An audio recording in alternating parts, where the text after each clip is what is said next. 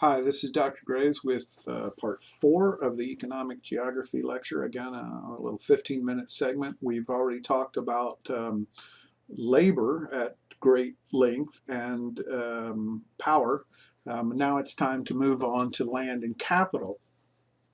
Not every location is suitable for manufacturing, and not every location is suitable for extractive industries or even service industries. And so I have a picture here that I took from a tall building in downtown LA. Of course, you wouldn't want to set up a factory. You wouldn't want to set up a lot of things down here because this area is highly accessible, meaning it's at the center of every sort of thing. And so that drives the cost of land up because it's a great location for some things. If it's a great location, then you have to make a lot of money in these buildings, and that forces those sorts of things that make less money per square foot of land further out. And so way out here you would have some low order things like warehousing and then manufacturing, sometimes out in the boondocks where land is cheaper. Lots of economic activity forced out of Los Angeles altogether because even way out here in the, at the great smoggy distances, it's still too expensive. So distance and the cost of land are important. Distance to downtown, distance to your customers, distance to your raw materials are all things that we will talk about. The cost of land is important, but the cheapest land isn't always the best land. You could buy, land out in the middle of the Nevada desert for a factory, but where would you find workers, and how much would it cost you to deliver the raw materials or to deliver the finished goods? So those things are all have to be balanced out, and we'll talk about that momentarily. One of the problems that factory owners also find with excellent locations like this is something called a diseconomies of scale, where places get too big and too crowded. And if you had some manufacturing going on down here and you had lots and lots of truckloads of raw materials coming in and out, you would find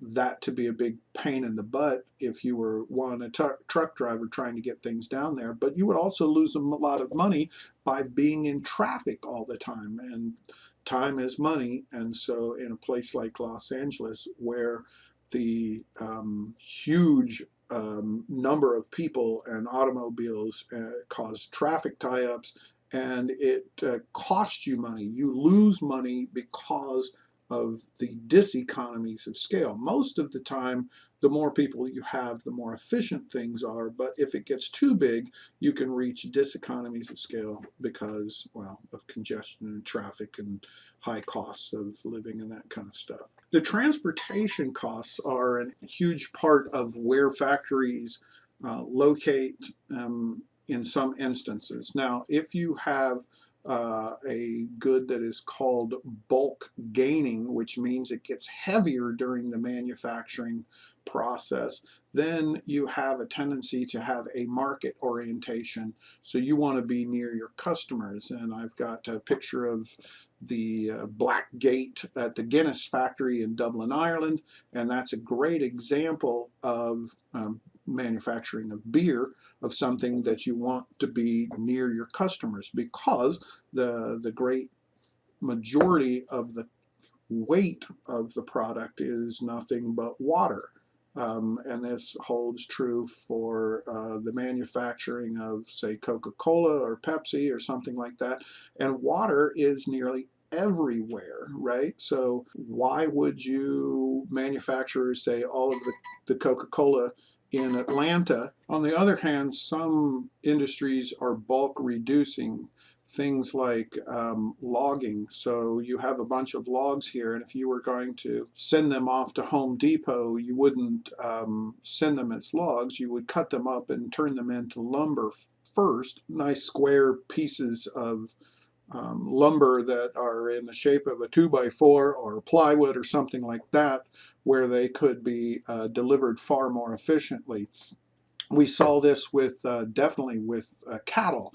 You don't want to send the cattle to the grocery store in order to, or to McDonald's, you first have to manufacture them or slaughter them and turn them into frozen hamburger patties, and then they can shipped efficiently that way. It saves a lot of money, and so then those kind of things are near the raw materials out.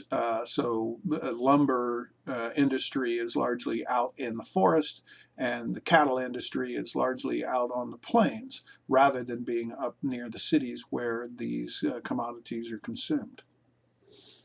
Of course, lots of manufacturing have multiple inputs. For example, you could have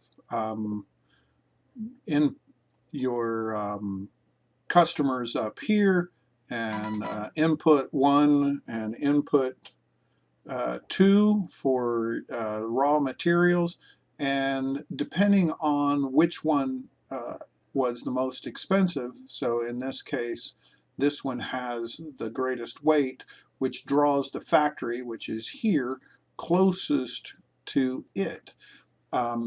It's called a least cost allocation model, and it shows up in lots of industries. The steel industry is one of the important ones, where you have coal and steel as the two, or iron I should say.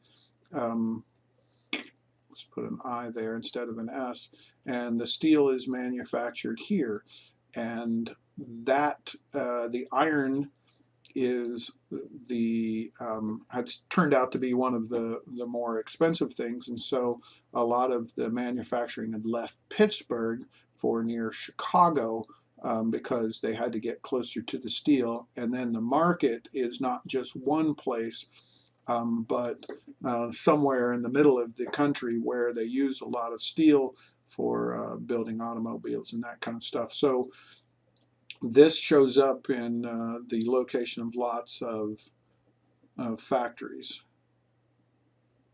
Capital is also important. Capital is investment dollars that are critical to industry. You have to have a lot of money to start up a business. It takes money to make money. You've certainly heard that. But not all places have a lot of money to start businesses. That take risk in starting up a business is called venture capital. And of course, California has a great deal of that. We have a lot of risk-taking investors out here, particularly up in Silicon Valley. And that is one of the reasons why you have so many amazing startup businesses coming out of California. We have venture capitalists, we have high-skilled labor, and we've got a risk-taking population. The government it gets involved in creating capital as well. Examples in this room, of course, this lecture is, these notes are for being in a classroom, and you, the student, is an example of investment by the government in creating opportunities for business. So you're getting trained, reading and writing, solving problems, doing all kinds of cool math stuff, and that is an investment. It's not straight up dollars to build a factory, but factories aren't going to run, or any other business, without people, and that's called human capital. So we need to keep people well educated, but we also have to keep them healthy. We have to set up a culture of willingness to work in certain types of industries. Also, as we're going to see later, to be creative, which is turns out to be an important element of California capital. And one of the most overlooked thing in many parts of the world is putting at least half of your people into the workforce, making sure that women are healthy, well educated, and allowed to work outside of the home. If you don't allow half of your workforce to do that, your economy will stagnate.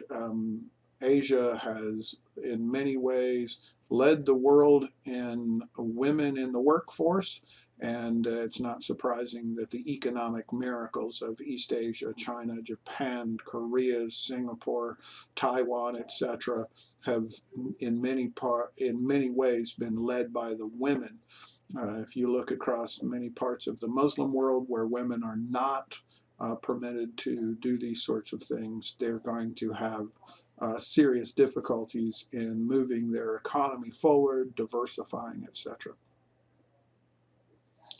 A great example of how all this comes together is automobile manufacturing. It used to mostly be in big cities around Detroit, Motown, but in recent years have moved to small towns. I have a photo here of the Mercedes-Benz factory that was set up in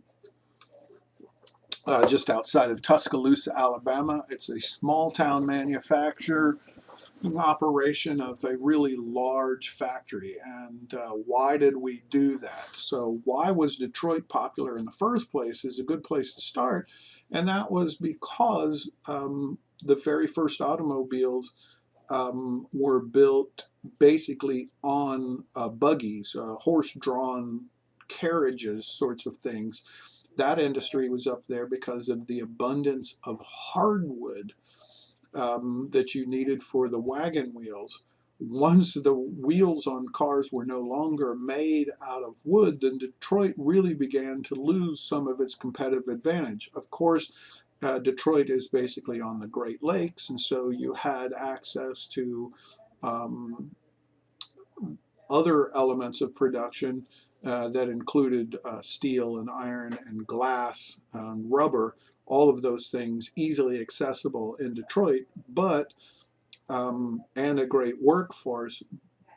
But by the 1960s, a lot of those things had changed. By that time, an oligopoly, which meant Ford, Chrysler, and GM, a small group of three manufacturers, controlled everything. And they didn't have much competition, and so there wasn't a great need to move away from their comfort zone up in Detroit. But Detroit was never really the best place after a number of years. Um, Instead, Cincinnati, Ohio is the least cost location for building cars in the United States. It's at the best location for the inputs of raw materials, and it's the best place for the export of the cars. It's this in action for automobiles. But Cincinnati itself has um, big city workers who like to unionize and want more money because of the cost of living. So what the automobile manufacturers around have figured out is that if you go into small towns near Cincinnati, you can get good workers that will demand less money, are wary of liberal unions because they're small town conservatives, but they show up to work every day and they don't ask a lot. So most of the manufacturers in the United States in recent years of cars have moved away from Detroit and into places in this area here. There's Honda, this is Toyota, Mazda, let's see, Volkswagen have and Saturn, and then down here in this belt have been many Europeans. Um, Again, I think Volkswagen, Mercedes, BMW, Honda, and these are largely for, or at least partly for export, whereas the cars that are built in this area are mostly for domestic consumption.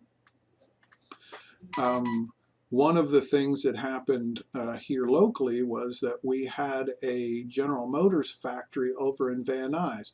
It is now gone, as were most of the manufacturers of automobiles that were out here on the West Coast.